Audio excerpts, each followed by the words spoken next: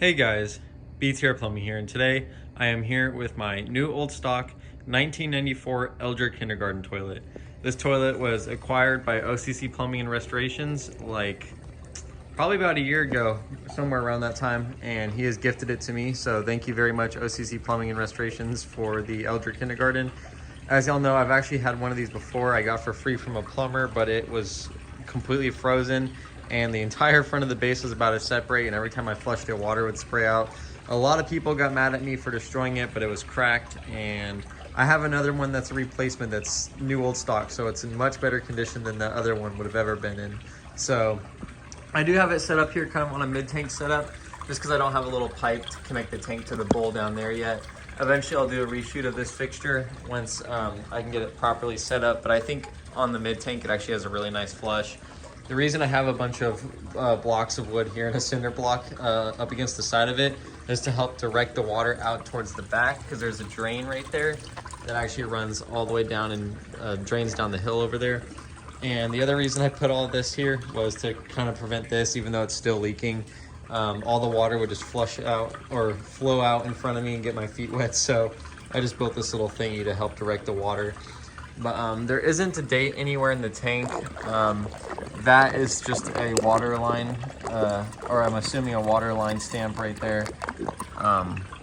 Overall, this is actually a pretty cool toilet. I really like the design of it, and the logo is also in really good shape. I mean, obviously because it's new old stock, but sometimes I've seen new old stock fixtures with the logo scratched or rubbed off. But the tank is obviously overflowing now, so I'm gonna give y'all a flush. This is pressing and releasing the handle.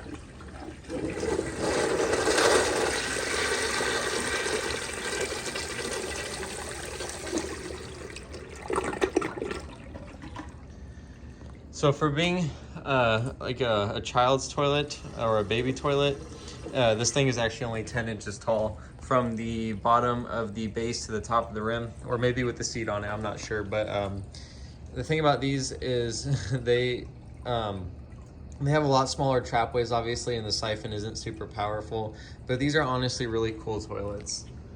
The tank is now full to the water line. Here's another flush.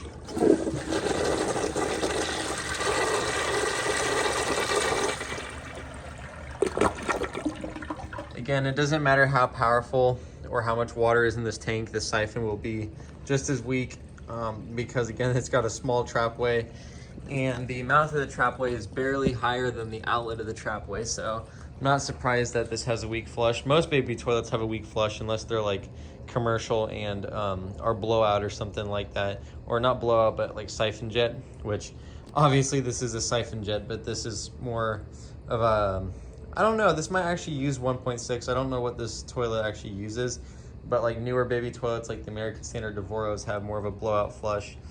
But the tank is now overfilling. I'm going to flush and hold down the handle.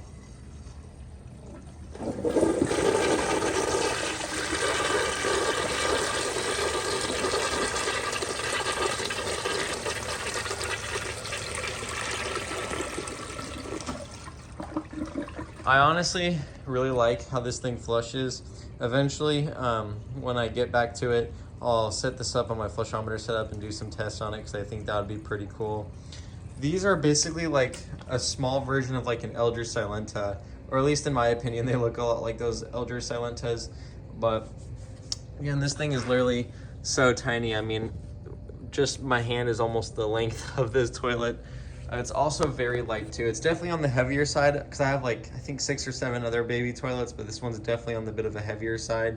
But it's also much thicker porcelain, and it is a little bit older. So here is another flush.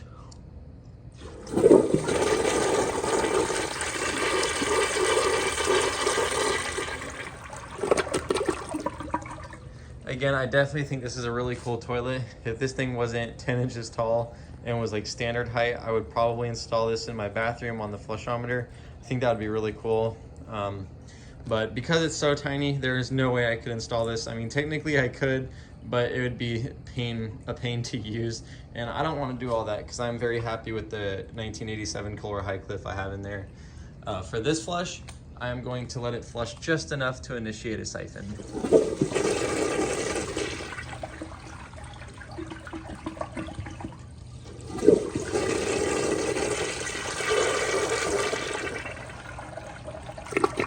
There we go.